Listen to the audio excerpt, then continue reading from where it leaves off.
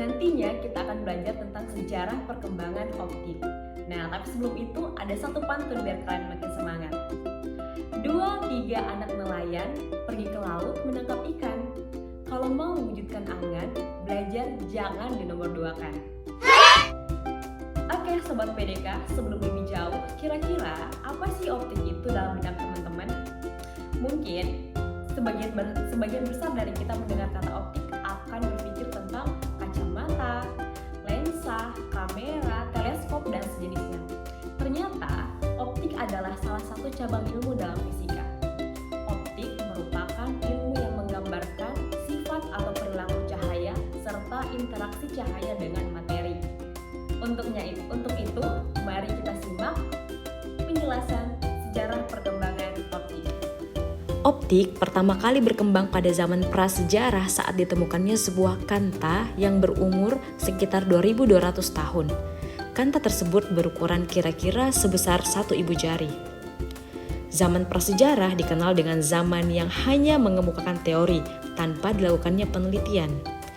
Para ilmuwan yang hidup di zaman prasejarah mengemukakan bahwa kita dapat melihat suatu benda karena ada cahaya pada mata kita. Namun, pada teori emisi dikatakan bahwa kita dapat melihat benda bukan karena mata kita yang memancarkan cahaya tersebut, tetapi karena terdapat cahaya yang dipantulkan oleh benda yang kita lihat menuju mata kita. Teori emisi pertama kali dicetuskan oleh Ibnu Al-Haytham, seorang ilmuwan muslim yang sangat populer. Ia dikenal juga sebagai Bapak Optik Dunia. Wow. Kemudian, pada abad ke-13, pembiasan cahaya mulai disadari. Hal ini terbukti dengan adanya tulisan dalam buku berjudul Perspektiva, karya Bacons. Pada akhir abad ke-15 atau sekitar awal abad ke-16, seorang ilmuwan Italia yaitu Leonardo da Vinci mengemukakan tentang optik fisiologis mata manusia yang mengakibatkan penemuan di bidang medis di masa depan mulai terbuka jalannya. Selanjutnya, periode kedua, sekitar 1550 Masehi sampai 1800 Masehi. Pada periode kedua ini, sudah banyak dilakukan eksperimen untuk mendukung kebenaran dari teori-teori yang telah dikemukakan oleh para penemu. Hal ini bermula ketika orang-orang mulai gemar mengamati pelangi hingga akhirnya diketahui bahwa pelangi terbentuk akibat pembiasan cahaya oleh air. Selain itu, di abad ke-16 ini juga sudah mulai dibuat mikroskop yang menggunakan lensa gabungan, yaitu lensa objektif dan lensa okuler oleh Antony van Leeuwenhoek. Memasuki periode ketiga di mana merupakan periode tersingkat dalam sejarah perkembangan optik. Periode 3 dimulai ketika Thomas Young dan Augustin Fresnel membuktikan bahwa cahaya dapat melentur, difraksi dan dapat mengalami interferensi ketika dilewatkan pada dua celah sempit. Maxwell mengemukakan pendapat bahwa cahaya dibangkitkan oleh gejala kelistrikan dan kemagnetan, sehingga tergolong sebagai gelombang elektromagnetik.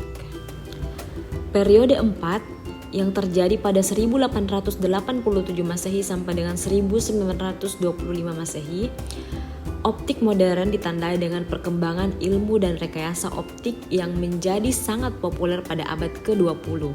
Tepatnya pada era optika modern yang ditandai dengan penemuan besar yaitu mengenai efek fotolistrik dan serat optik.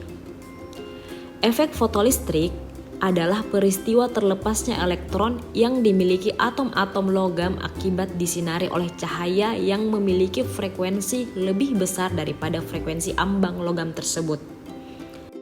Serat optik adalah sejenis kabel yang terbuat dari kaca atau plastik yang sangat halus dan lebih kecil dari sehelai rambut dan dapat digunakan untuk mentransmisikan sinyal cahaya dari satu tempat ke tempat lainnya. Selanjutnya, mari kita simak 5 tokoh penemu optik. Yang pertama ada Euclides. Ialah matematikawan dari Alexandria yang dikenal sebagai Bapak Geometri. Dalam bukunya yang berjudul Elemen, ia mengemukakan teori bilangan dan geometri. Yang kedua, ada Johannes Kepler. seorang tokoh penting dalam revolusi ilmiah, merupakan seorang astronom Jerman, matematikawan, dan arkeolog. Dia paling dikenal melalui hukum gerakan planetnya. Selanjutnya, Wilbrord Snellius adalah ilmuwan berkebangsaan Belanda. Dalam bidang astronomi dan matematika, Snellius dikenal dengan hukum pembiasan cahayanya. Christian Huygens merupakan ahli matematika Belanda dan ahli fisika. Christian umumnya menerima penghargaan minor atas perannya dalam perkembangan kalkulus modern. Ia mendapatkan peringatan atas argumennya bahwa cahaya terdiri dari gelombang. Yang terakhir, Leeuwenhoek adalah seorang ahli fisika dan biologi, merupakan pelopor riset mikroskopik yang dilahirkan di Delft, Belanda pada tahun 1974. Leeuwenhoek menemukan hewan-hewan bersel satu yang disebut protozoa. Nah teman-teman, itulah tadi materi sejarah perkembangan optik. Menarik bukan materinya? Semoga ini dapat membantu kalian. Saya Kak Yaya pamit undur diri dan sampai ketemu di video pembelajaran berikutnya.